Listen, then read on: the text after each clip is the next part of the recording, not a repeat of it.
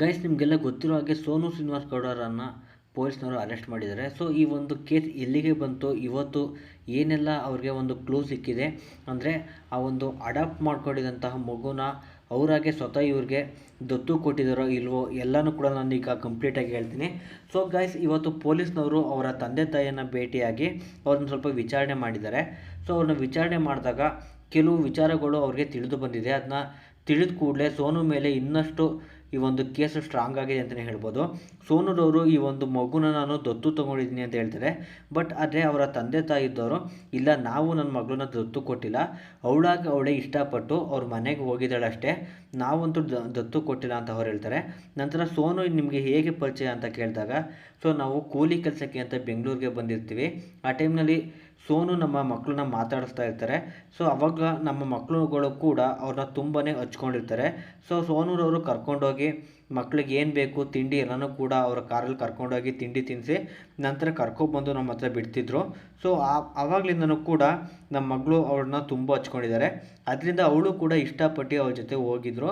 But ಯಾವುದೇ ರೀತಿ ನಾವು ದತ್ತು ಅಂತೂ ಕೊಟ್ಟಿಲ್ಲ ಅಂತ ಅವರು ಕ್ಲಿಯರಾಗಿ ಹೇಳಿದ್ದಾರೆ. ನಂತರ ಅಧಿಕಾರಿಗಳು ಅವರ ತಂದೆ ತಾಯಿಗೆ ಹೇಳ್ತಾರೆ, ಈ ರೀತಿ ಒಂದು ಕೇಸ್ ಆಗಿದೆ ಸೋನು ಮೇಲೆ, ಅಂದರೆ ಸೋನುರವರು ನಿಮ್ಮ ಮಗಳನ್ನು ದತ್ತು ತಗೊಂಡಿದ್ದೀವಿ ಅಂತ ಅವರು ಹೇಳಿದ್ದಾರೆ. ಸೊ ಅದರಿಂದ ನಾವು ಈ ಒಂದು ವಿಚಾರಣೆಗೆ ಬಂದಿದ್ದೀವಿ ಅಂತ ಎಲ್ಲನೂ ಕೂಡ ಹೇಳ್ತಾರೆ. ಸೊ ಅವರು ಇರುವಂತಹ ಅಂದರೆ ಏನು ಸತ್ಯ ಇದೆ ಎಲ್ಲನೂ ಕೂಡ ಅವರು ಒಪ್ಕೊಂಡಿದ್ದಾರೆ. ನಾವ್ಯಾಕೆ ದತ್ತು ಕೊಡಬೇಕು, ನಮ್ಮ ಹತ್ರನೇ ಸಾಕಷ್ಟು ಆಸ್ತಿ ಇದೆ, ಅಂದರೆ ಜಮೀನೆಲ್ಲ ಇದೆ. ಸೊ ನಮ್ಮ ಮಗಳನ್ನ ನಮಗೆ ಸಾಕುವಂತಹ ಒಂದು ಶಕ್ತಿ ನಮಗೆ ಇದೆ, ನಾವು ದತ್ತು ಕೊಟ್ಟಿಲ್ಲ ಅಂತ ಅವ್ರು ಹೇಳ್ತಾರೆ. ನಂತರ ಈ ಒಂದು ಸೋನು ಯಾವ ರೀತಿ ದುಡ್ಡು ಮಾಡ್ತಾ ಇದ್ರು ಅನ್ನೋದನ್ನ ಹೇಳೋದಾದರೆ, ಈ ಸೋನು ಏನಿದ್ದಾರೆ ಅವರ ಒಂದು ಪರ್ಸ್ನಲ್ ಯೂಟ್ಯೂಬ್ ಚಾನಲ್ ಇದೆ. ಸೊ ಅದರಲ್ಲಿ ಅವರು ಡೈಲಿ ಏನೆಲ್ಲ ಕೆಲಸ ಮಾಡ್ತಾರೆ ಮತ್ತು ಅವರ ಹಾಬೀಸ್ ಏನಿದೆ ಎಲ್ಲನೂ ಕೂಡ ವಿಡಿಯೋ ಮಾಡ್ತಾ ಇರ್ತಾರೆ. ಸೊ ಆ ಸಂದರ್ಭದಲ್ಲಿ ಅವ್ರಿಗೆ ತಕ್ಕ ಮಟ್ಟಿಗೆ ಜನರು ನೋಡ್ತಾ ಇರ್ತಾರೆ. ನಂತರ ಈ ಒಂದು ಮಗುನ ದತ್ತು ತಗೊಂಡು ಬಂದಾದ ಕೂಡಲೇ ಅವರ ಒಂದು ವ್ಯೂಸ್ ಎಲ್ಲನೂ ಕೂಡ ಇನ್ಕ್ರೀಸ್ ಆಗುತ್ತೆ ಅಂತಲೇ ಹೇಳ್ಬೋದು. ಈ ಒಂದು ಮಗುಗೋಸ್ಕರ ಎಲ್ಲರೂ ಕೂಡ ನೋಡ್ತಾ ಇರ್ತಾರೆ. ನಂತರ ಆ ಮಗು ಕೈಲಿ ಲೈಕ್ ಮಾಡಿ, ಸಬ್ಸ್ಕ್ರೈಬ್ ಮಾಡಿಸಿ ಮತ್ತು ಶೇರ್ ಮಾಡಿ ಅಂತ ಎಲ್ಲನೂ ಕೂಡ ಹೇಳಿಸ್ತಾರೆ.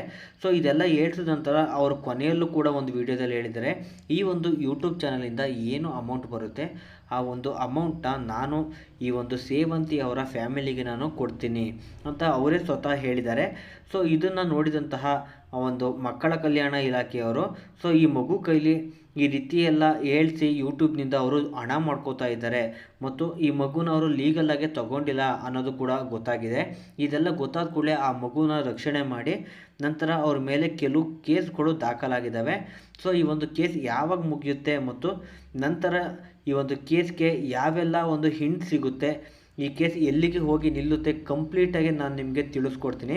ಇವತ್ತಿನ ವಿಚಾರ ಇಷ್ಟ ಆಗಿದೆ ಗೈಸ್. ನಾಳೆ ಏನೆಲ್ಲ ನಡೆಯುತ್ತೆ, ಈ ಒಂದು ಸೋನುಗೆ ನಾಳೆ ಬೇಲ್ ಸಿಗುತ್ತೋ ಇಲ್ವೋ ಎಲ್ಲನೂ ಕೂಡ ನಾನು ನಿಮಗೆ ತಿಳಿಸ್ಕೊಡ್ತೀನಿ. ಸೊ ಅದರಿಂದ ಈ ಕೂಡಲೇ ಸಬ್ಸ್ಕ್ರೈಬ್ ಮಾಡ್ಕೊಳ್ಳಿ, ಲೈಕ್ ಮಾಡಿ ಮತ್ತು ನಮ್ಮ ಚಾನಲ್ಗೆ ಹೊಸಬರಾಗಿದ್ದರೆ ನಿಮ್ಮ ಫ್ರೆಂಡ್ಸ್ಗೂ ಕೂಡ ಶೇರ್ ಮಾಡಿ. ಓಕೆ ಫ್ರೆಂಡ್ಸ್, ಬಾಯ್.